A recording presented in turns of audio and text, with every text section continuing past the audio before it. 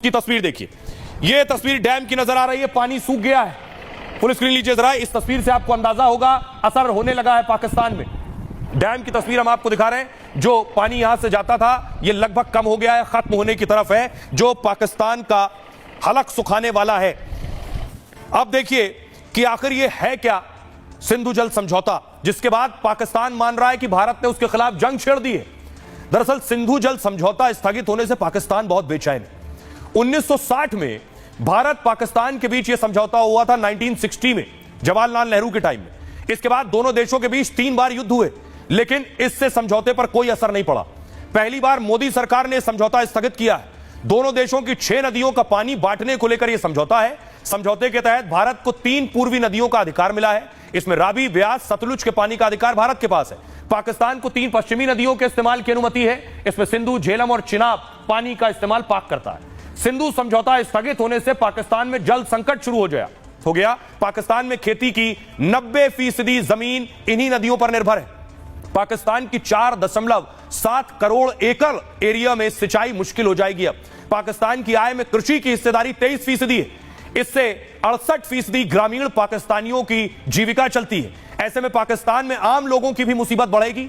पाकिस्तान की बेहाल अर्थव्यवस्था और बदतर हो जाएगी। पाकिस्तान के हाइड्रो पावर डैम जो है वो भी, उनमें पानी सूख जाएगा। इससे पाकिस्तान में बिजली का संकट आ जाएगा। बिजली उत्पादन ठप।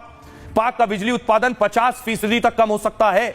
इससे औद्योगिक उत्पादन और रोजगार पर असर पड़ेगा। कुल मिलाकर पाकिस्तान पूरी तरह बर्बाद हो सकता है। 1960 में वर्ल्ड बैंक की मध्यस्थता में समझौता हुआ था। तब जवाहरलाल नेहरू और पाक के राष्ट्रपति अयूब खान ने उस वक्त दस्तखत किए थे इस पर।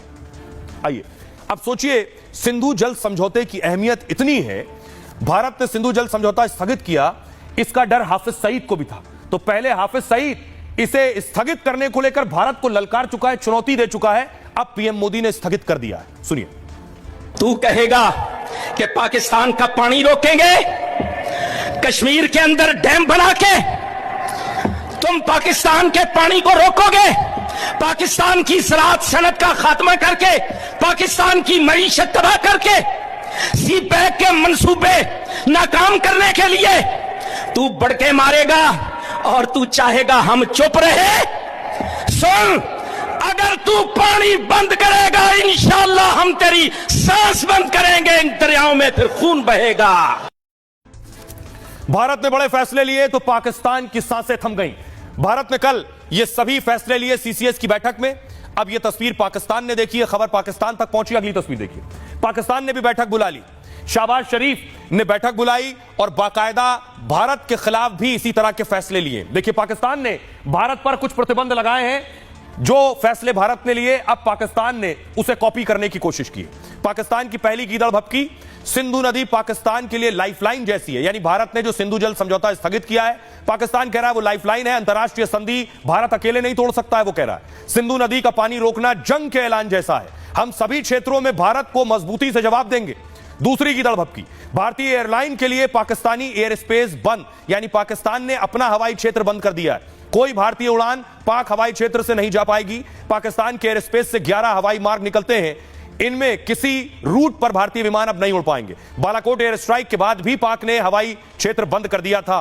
तीसरी गीदड़ भभकी, भारत के साथ हर तरह का व्यापार रोक दिया है। शिमला समझौते को भी रद्द करने की धमकी दी है। यह समझौता 1971 में पाक की हार के बाद हुआ था। सहमति बनी थी कि दोनों देश शांति से विवाद सुलझाएंगे, सभी मुद्दे द्विपक्षीय चर्चा से हल होंगे, तीसरे पक्ष का दखल नहीं होगा। चौथी गीदड़ भभकी, बाघा बॉर्डर को तुरंत बंद करने का ऐलान किया है। पाकिस्तान में सभी भारतीयों का वीजा रद्द किया है। 48 घंटे में भारतीयों को पाकिस्तान छोड़ने का आदेश है। पांचवी गीदड़ भभकी, पाक में भारतीय उच्चायोग की संख्या घटा दी है। पाक में 30 भारतीय उच्चायोग और स्टाफ कम कर दिया गया। बाकी भारतीय स्टाफ 30 अप्रैल तक पाकिस्तान छोड़ दे। यह पाकिस्तान की गीदड़ भभकी है। अब देखिए, इसके बाद पाकिस्तान ने प्रेस कॉन्फ्रेंस की है। सुनिए क्या कह रहा है। जो है ना, वो अपनी जो हमारी इंफॉर्मेशन है कि वो इस वक्त जो है एक ऑल आउट वॉर की जगह जो है पाकिस्तान के शहरों में जो है वो दहशतगर्दी की जो है पूरी तैयारी कर रहे हैं। और ये टिट फॉर टैट होगा। अगर हमारे शहरों में हमारे सिटीजन्स जो हैं वो महफूज ना हुए, अगर उन पे अटैक हुआ, तो ये इंडिया के सिटीजन्स भी जो है महफूज नहीं रहेंगे। इस तरह की कोई यूनिलैटरल जो है एक्शन, वो किसी भी कीमत पे नाकाबिल कबूल है।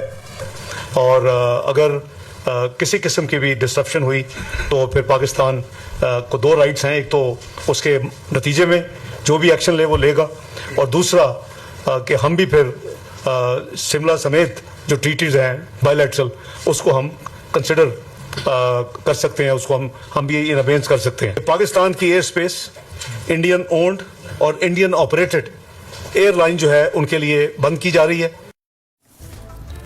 अब बड़ी चीज ये